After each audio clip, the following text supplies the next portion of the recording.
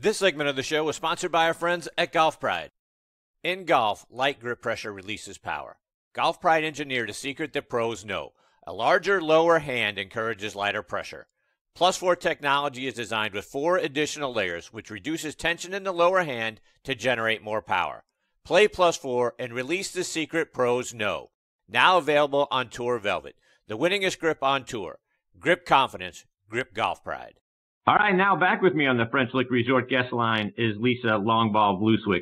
Lisa is an 8-time Canadian long drive champion. She's a 15-time world long drive finalist. She's the first woman to drive the golf ball over 350 yards in competition. She's also a great keynote speaker and a golf entertainer.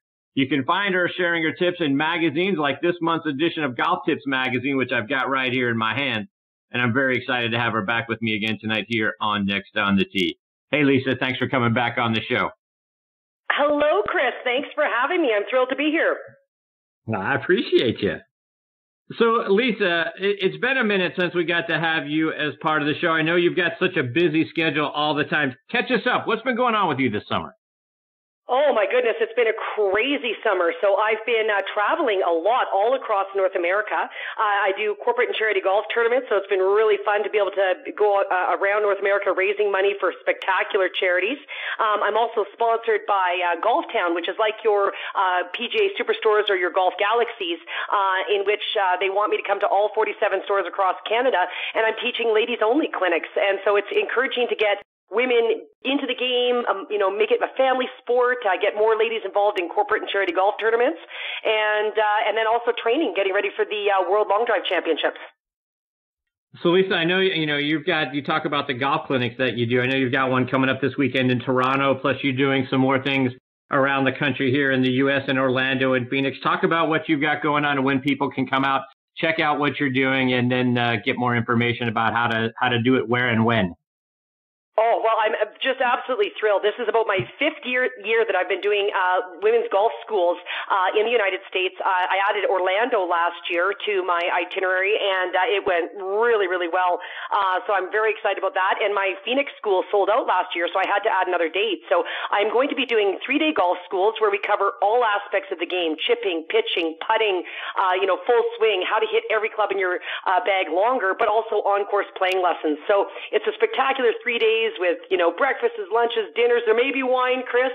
That always helps with the swing lube, right? And yeah. We just have such fun. So I'll be coming to Orlando February 20th to 23rd and to Phoenix March 6th to 9th and March 12th to 15th. And so a lot of my girls who love baseball will also come and catch some spring training games down there as well. Fantastic. So for our listeners that say, all right, I want to book my calendar and come down and check it out, how can they get more information? Where can they find out all of that sort of thing? Oh, they can go to my website, which is lisalongball.com, and there's a golf schools tab, and if they click on that, all the information is there, and if they have any questions, they're welcome to reach out. So, Lisa, I got to get your thoughts. When you're doing a clinic, and I know a lot of the clinics are for women, but when you've got one that's going on that maybe both genders are involved with, do the questions that people ask you, are the questions that men ask you the same as what women ask you, or are the genders different in what they want to know? They're a little bit different because I've also done clinics on both the PGA Tour and Champions Tour where I've come out in front of hundreds of people and, mostly male dominated at those clinics. And I would say my issues with the women often are always looking for distance.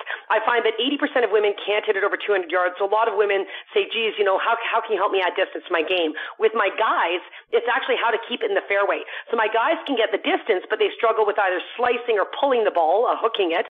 And they want to know, well, geez, what are the fixes? So to that end, and that's something, as you know, Tom Patrick is going to join me a little bit later on in the show at TP. Yeah, Tom's the best. He wanted me to pass along his, wanted to say hello to you. But one of the things I'm going to talk to TP about is that very thing for, to your point, we tend to slice, and I think just in general, weekend golfers tend to slice the ball off the tee. So we're losing distance and we're losing strokes because we're trying to find it in the woods all the time. So when you're giving that advice, what are some of the things that you notice that we weekend golfers do that cause us to lose distance and lose the golf ball? Well, for the slice, and I agree, that's the number one concern for most amateur golfers where I see most of their misses. And I find that there's two things that I see quite prevalently as I go to all across North America, as I said, and to these clinics and get to see people. And number one is a simple that could literally fix you in 10 seconds, and that is grip pressure. On a scale of 1 to 10, you should only be holding the club at about a 3 or a 4. You know, Sam Snead referred to holding the golf club like you're holding a small bird in your hands. Well, many of us have not actually held a small bird in our hands, so I like to liken it to holding the club like you're holding an open can of toothpaste or an open can of soda, and that you don't want to crush the can. And I find that we're really good at setup. We're pretty darn good through takeaway, but it's when we're transitioning into the downswing, that's when I start to see that grip pressure go off the charts. And again, on a scale of 1 to 10, it's 2,423. And when that happens, yeah, exactly. When that happens, what happens is as you come through impact, because your grip pressure is so tight, it actually opens your club face, and it'll be in an open position as you strike the ball, and that will absolutely cause it to slice. So to fix that slice immediately, if you find you're gripping it too tightly, here's your fix. Here's your new swing thought. As you set up over your ball, your last swing thought right before you do your takeaway should be a deep breath out. So by taking a deep breath out, just where you kind of expel that air, not only are you relaxing your grip pressure, which will absolutely help you square up the club face at impact, but it also takes tension out of your swing. So for those of your listeners that are looking for more distance, tension is a club head speed killer. So again, tense muscles are not fast muscles. So loose, relaxed, supple muscles are fast muscles. So even at the World Long Drive Championships, one of my two biggest swing thoughts is relax the grip pressure. So I take that deep breath out, and I guarantee it'll lead to longer, straighter shots. So that's one thing I see to slicing. And the other one, Chris, this is a huge, huge, huge one. I would say so many amateur golfers do not finish their golf swing. And especially if they have any sort of baseball or softball background, what they're great at is being able to, engage their lower body and use their hips and make, a good quick turn with their lower body and their core. But what they do is they leave weight on that back foot. And so what happens is when you come through your golf swing, when you finish your golf swing, if you have any weight on that back foot, what happens is it opens your club face and again leads to that big slice and takes minimum 15 to 20 yards off every single shot in your bag.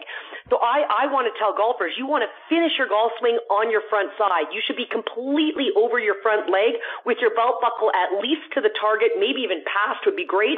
And most importantly, I want to see the entire sole of their back shoe.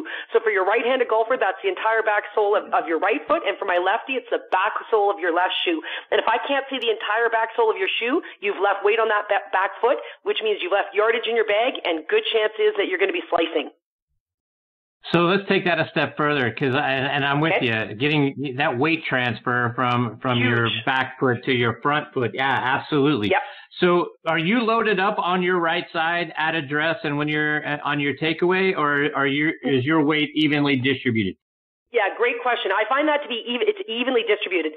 Like now in driver, I might have a slight shoulder tilt where my lead shoulder is slightly higher than my trail shoulder, but otherwise it's equal weight distribution. Where that weight comes in terms of the shift is that as you make your backswing, and again, it shouldn't be a slide, it should be a turn. So basically you want to think of it in simple thoughts as in your backswing, you simply want to turn your shirt. So you want to turn your shirt in your backswing and turn your pants in your downswing. And you have to start your downswing with that lower body. A great swing thought, again, for your listeners to kind of get the idea or the notion of how do we load up and how do we make a good turn is if they start initiating their backswing, not with their hands, not with their arms, but with their lead shoulder. So for a right-handed golfer, that's your left shoulder, and for your righties, it's the right shoulder. But if you start your backswing with your lead shoulder, the shoulder closest to your target, I guarantee what's going to happen is you're going to make this great turn, and then that's when you're going to kind of get the weight loaded over the back foot a little bit. How we transfer it to the front is you've got to start that downswing with the lower body. And this is where I see for any of your listeners that struggle with a pull or a hook, I find that what happens is a lot of my men, you talked about what men and women struggle with. My guys struggle with this more, and my lower handicappers, my better golfers, is what happens is they get to the top of their golf swing and they start the downswing with that back shoulder because they're usually, especially men, are typically stronger in their upper body and their arm area. So when they want to kill it, when they just want to bomb one, or it's a men's long drive hole at a tournament, they start that downswing with that back shoulder. And as soon as you've done that, you've lost all the coil and torque you've built up. So what happens is that upper body outraces the lower body, and you will pull it all day long. So a great swing thought to get rid of that pull or that hook is when you get to the top of the backswing, the first move in your downswing should be turn your lead hip or turn your lead pocket or turn your belt buckle, or my favorite, turn your guts. So turn your shirt in your backswing, turn your pants in your downswing. So, Lisa, getting back to the World Long Drive Championship, and I know there was a competition just here a couple of weeks ago. Yes. And as I was watching, let's start on the men's side. Kyle Berkshire, 407 He's unbelievable. yards. He has had an off-the-chart season. 22-year-old young man, relatively new to the World Long Drive scene. He's gotten some big wins under his belt at the tour events. He went one tour event that he literally had to basically hit 5 balls. He went 1 ball done, and we usually get 8 balls in our sets. Well, if the other hitter hit first, he normally had to just hit 1 ball and boom, he was out of that set, already beat them, moved along. So his performance at the World Long Drive Championships was amazing. And in the semifinal round, he had hit 7 balls out of bounds. He had 1 ball left, and he had to hit it over 400 and some yards to beat his competitor, and he did it. You want to talk clutch?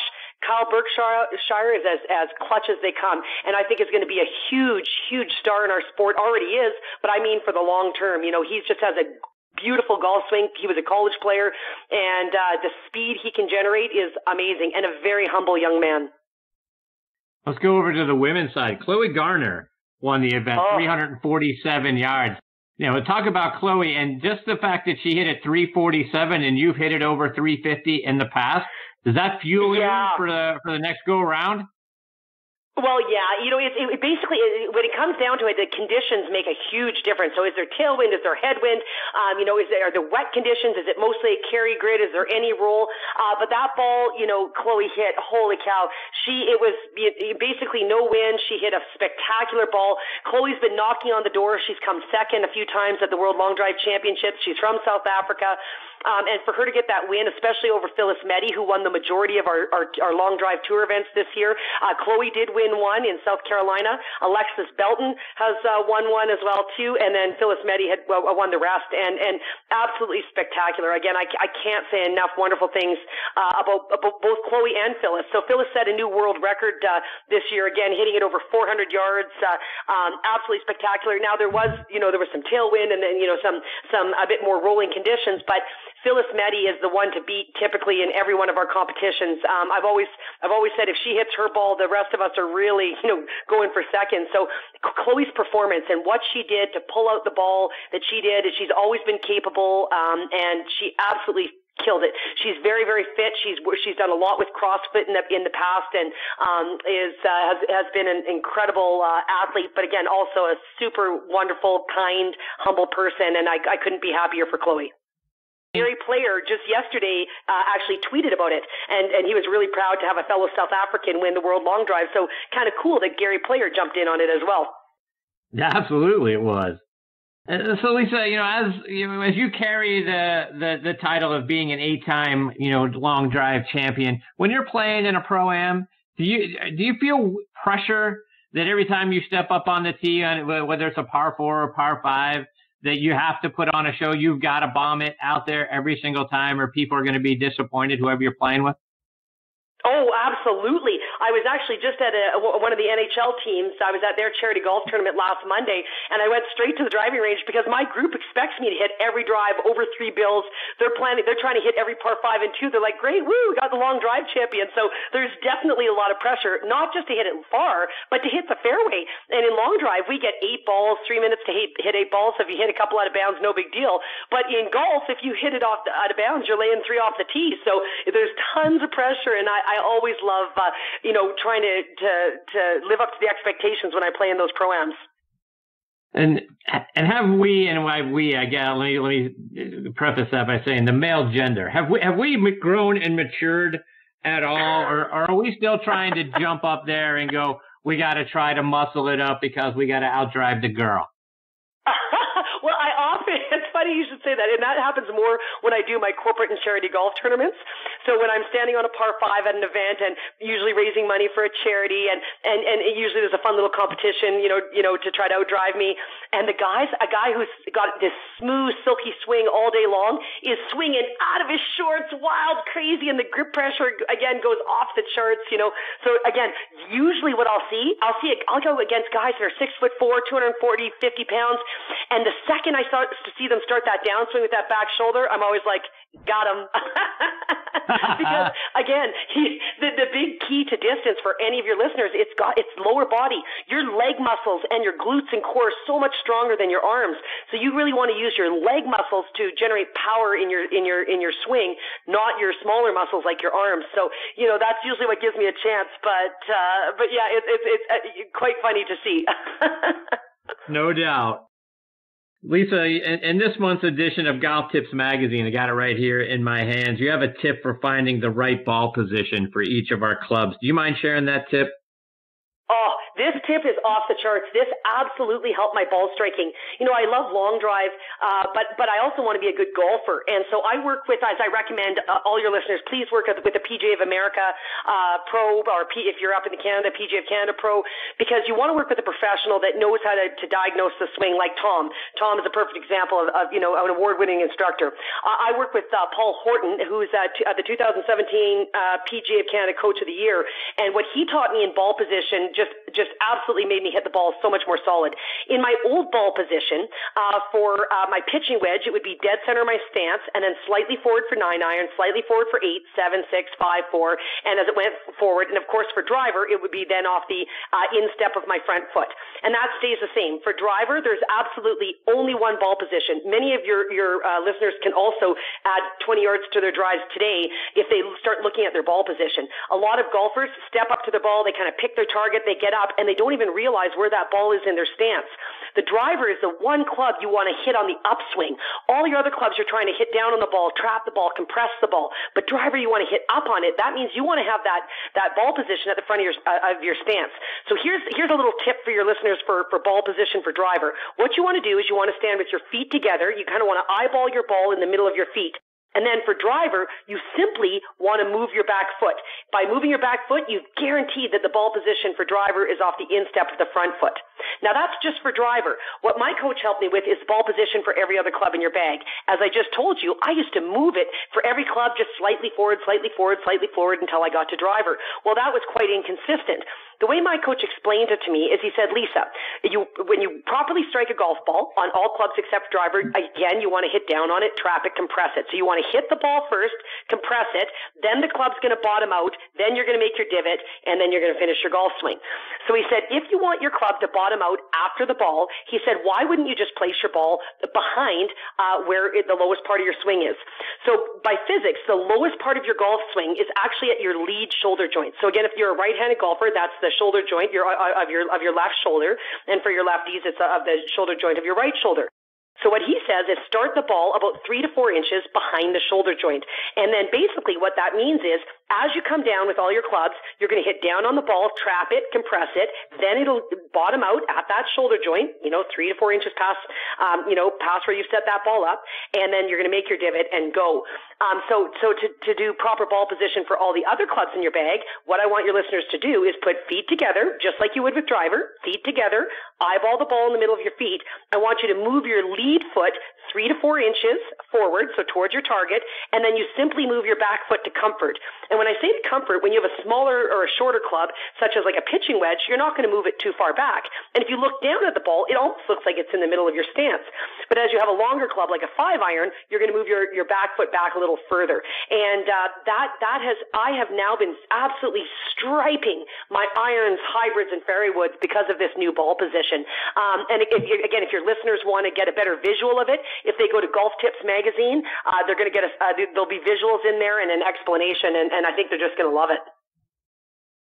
So taking that, sort of talking about ball position, let's talk stance, because as I look at your stance, your feet are pretty wide apart at when you got your driver in your hand. Yep. And it starts to get more narrow as you go down in club. Talk about, how far down your stance varies from driver to pitching wedge?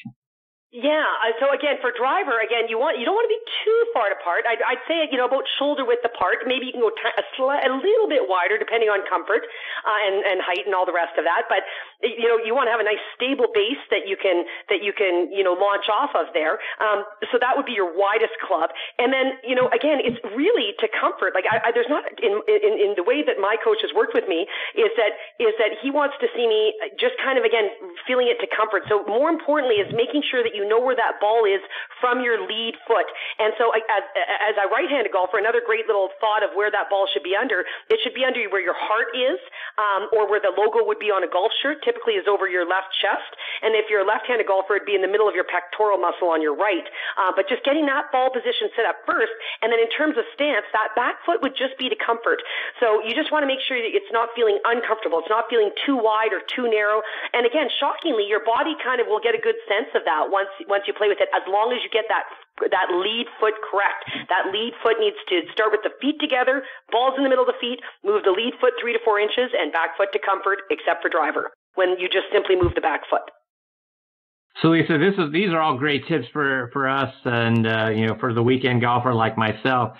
I'm curious because you do such a great job with your clinics and you hit the ball so far. Are ladies out on the LPGA tour? Are they reaching out to you to try to get tips for themselves on how to get a little more distance? No, you know what? I think the LPGA Tour, like they are they're spectacular. Like I've had an opportunity to speak to many of the LPGA Tour players.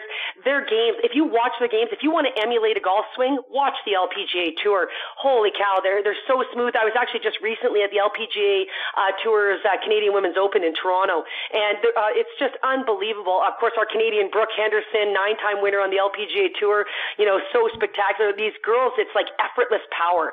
So that's, I think, just like if you want, again, as any golfer who wants to emulate a swing, to watch that LPGA Tour. But I also think the excitement of it, like that Solheim Cup this past weekend, where it was such a close match, comes down to the last putt where Suzanne Pedersen sinks the putt, winning it for Europe, like unbelievable. But again, I thought that brought excitement to women's golf. So I think that women's golf is fascinating, and I recommend more people to go out and watch these women in person. They'll blow your minds. And you make a good point, Lisa, because here's something that I share with my friends and my buddies is not only watching the LPGA Tour is it fun and compelling, and to your point, the Solheim Cup was off the charts good. Yeah. But for the most part, none of us, me and my buddies, none of us can relate to how far the guys hit the ball on the PGA Tour to try to figure out their club head speed and all that sort of stuff. We can't relate to that. We have a better chance of relating to what the ladies are doing on the LPGA Tour with respect to tempo, distance, and all of that sort of thing. So, yeah, I'm with you. I point my friends, watch the LPGA. Don't watch the PGA Tour if you're trying to figure out. Great advice, Chris. Yeah, so it's interesting to me how much, we think we can get up there and hit it like DJ or even Justin Thomas, and we have no shot at doing anything. Brooks Koepka, all those guys. But we have somewhat of an opportunity to learn a lot from watching the girls on the LPGA Tour.